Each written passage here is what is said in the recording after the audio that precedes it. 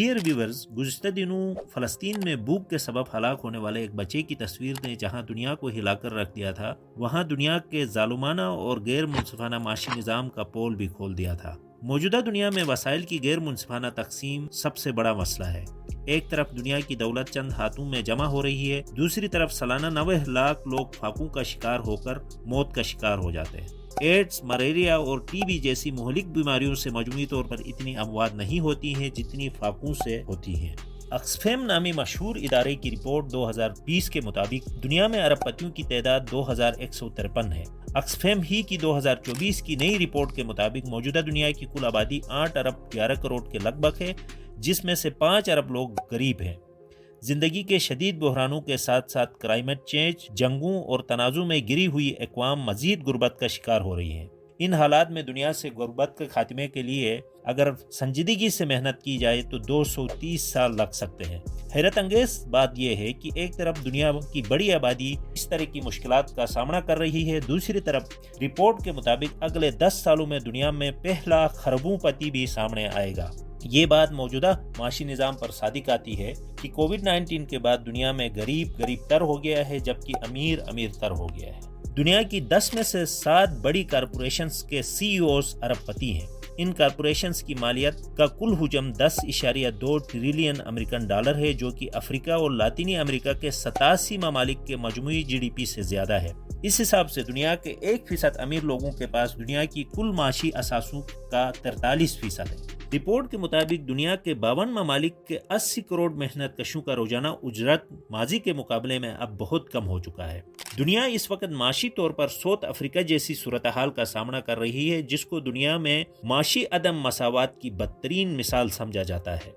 2020 کے بعد دنیا کے 5 امیر ترین لوگوں کے پاس کل دولت 450 ارب امریکن ڈالر سے بڑھ کر 869 ارب امریکن ڈالر ہو چکی ہے۔ دنیا کی امیر ترین شخصیات کے پاس دولت کا یہ ارتکاز 14 ملین ڈالر فی گھنٹے کے حساب سے بڑھ رہا ہے۔ اس کے مقابلے میں دنیا بھر میں فاقوں کے شکار لوگوں کی تعداد میں بھی تیزی سے اضافہ ہو رہا ہے۔ اقوام متحدہ کی food security and nutrition report 2022 کے مطابق دنیا کی آبادی میں 82 کروڑ 80 لاکھ لوگ فاقوں کا شکار ہیں۔ 2 ارب 3 کروڑ لوگ یعنی دنیا کی کل آبادی کے 29.3% لوگ شدید اور عمومی فوڈ انسیکیورٹی کا شکار ہیں۔ کووڈ-19 کے بعد فوڈ انسیکیورٹی کے شکار افراد میں 11.7% اضافہ ہوا ہے۔ فاقوں کے شکار افراد میں خواتین کی تعداد زیادہ ہے، جو کہ دنیا میں خواتین کی کل آبادی کا 31.9% بنتی ہے۔ اعداد و شمار کے مطابق 3 ارب 10 کروڑ لوگوں کو صحت بخش غذا دستیاب نہیں ہے۔ 5 سال سے کم عمر 4 کروڑ بچے مہلک غذائی قلت کا شکار ہیں۔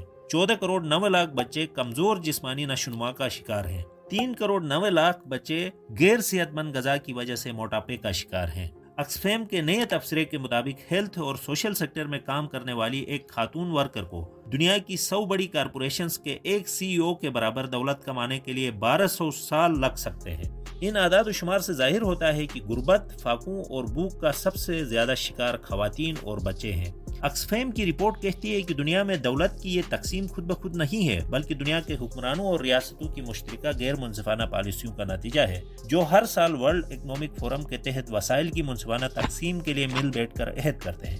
یہی حکمران واپس اپنے ملکوں میں جا کر دوبارہ اپنی پرانی روش کو جاری رکھتے ہیں، جس کے نتیجے میں دنیا میں غریب تر ہو رہا ہے جبکہ امیر تر ہوتا جا رہا ہے۔ اس تفریق کو ایک منصفانہ معاشی نظام کے ذریعے ختم کیا جا سکتا ہے، جہاں دولت امیروں سے اٹھا کر غریب اور محنت کشوں میں تقسیم کیا جا سکتا ہے۔ آکسفیم کی یہ رپورٹ دنیا کے معاشی نظام کو منصفانہ بنانے کے لیے کچھ سفارشات بھی پیش کرتی ہے۔ ان کی سفارش یہ ہے کہ کارپوریٹ سیکٹر کے پاور کو کم کرنے کی ضرورت ہے۔ کارپوریٹ سیکٹر کی دنیا کی معیشت کے اوپر اجارہ داری کو ختم کرنے کی ضرورت ہے، جبکہ محنت کشوں کی اجرت بڑھانے کی ضرورت ہے۔ کارپوریشنز کے سی ای اوز کی تنخواہوں کو محدود کرنے کی ضرورت ہے، جبکہ اضافی دولت اور منافع پر ٹیکس لگانے کی ضرورت ہے۔ ریاستوں کا نظام ٹھیک کر کے صحت، تعلیم، انرجی، ٹرانسپورٹیشن اور پبلک سیکٹرز پر پیسہ خرچ کرنے کی ضرورت ہے۔ نئے کاروبار ایجاد کرنے کی ضرورت ہے، جہاں پہ کام کرنے والے تمام افراد میں منافع منصفانہ تقسیم کر کے دولت کے ارتکاز کو روکا جا سکتا ہے۔ ڈیئر ویورز، دنیا میں دولت کے اس غیر منصفانہ تقسیم کو اگر نہیں روکا گیا تو فاقوں کے شکار افراد کی ہلاکتوں میں آنے والے وقتوں میں ماضی کے مقابلے میں کئی گنا اضافہ ہو سکتا ہے۔